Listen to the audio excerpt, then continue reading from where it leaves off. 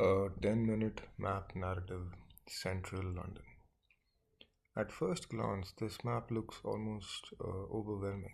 Streets pile on top of streets, names crowd every available gap, curves intersect grids, and the entire surface feels alive with motion. That reaction is appropriate because this is a map of one of the most complex urban fabrics on Earth.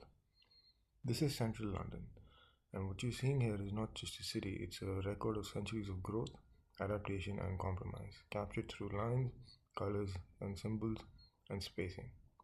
Let's slow down and read it carefully. The immediate visual hierarchy.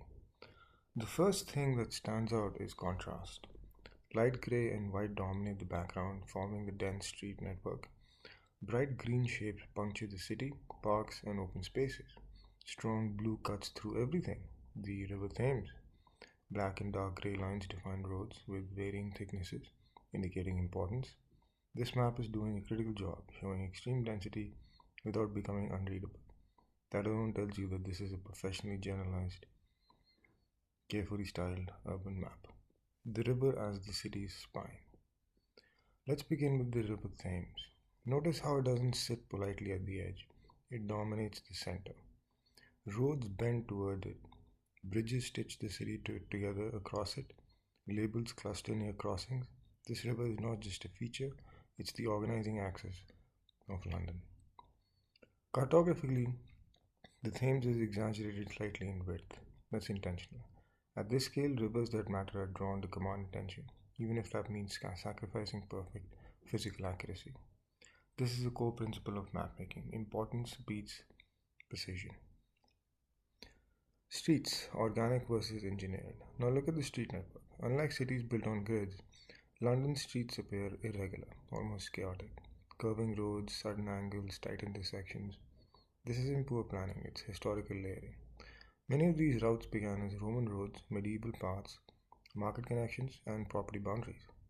As the city modernized, roads were widened, renamed, or repurposed, but rarely erased.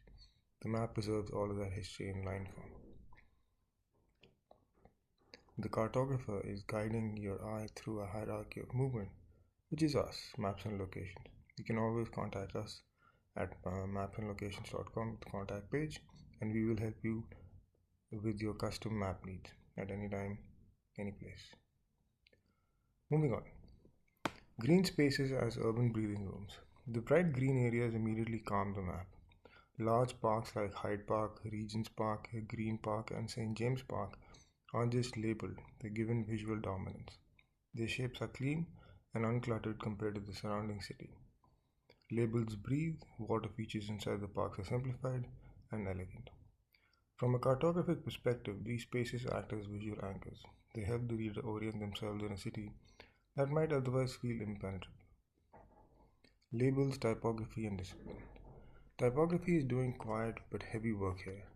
Street names are small, condensed and aligned precisely to road angles. Area names, Soho, Bloomsbury, Lambeth, are spaced out and lighter. Landmark labels stand apart through size or placement. Water bodies are italicized, reinforcing convention.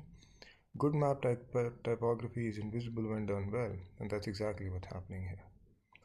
Boundaries without walls. One of the subtle aspects of this map is how it shows administrative areas without heavy borders. Maps like this rely on soft boundaries, letting names and density suggest shifts rather than hard edges. Symbols of movement and access. Scattered across the map are small red and white symbols, transport markers. These indicate underground stations, major transit nodes, interchanges. Every symbol is standardized, no decoration, no novelty, just function. This map is a product of GIS-driven workflow refined through graphic design. Vector road data from municipal and national datasets, hydrographic layers from Thames and canals, green space polygons from land use databases, manual styling and professional cartographic software. Layers are stacked carefully, water, parks, roads, labels, symbols. Every decision is about clarity at this scale, what to include, what to omit, what to exaggerate. Cartography is the art of choosing what not to show. Scale and compression. This map compresses millions of people, thousands of streets, and centuries of history into a single frame. Maps are abstractions. They don't replicate reality, they interpret it. Beyond navigation, this map tells a deeper story. It shows a city grown, not planned, power concentrated near rivers and parks, movement shaping form, history frozen into infrastructure. This is not just where things are, it's how London became London. Closing thought: the more time you spend with a map like this, the more it reveals. And that's the power of maps. They turn complexity into understanding, one line at a time. If you want custom maps to be developed for your company or organization needs, hit us up at you can check out our website at mapsandlocations.com, and you can check out our free samples on the website as well. Thank you.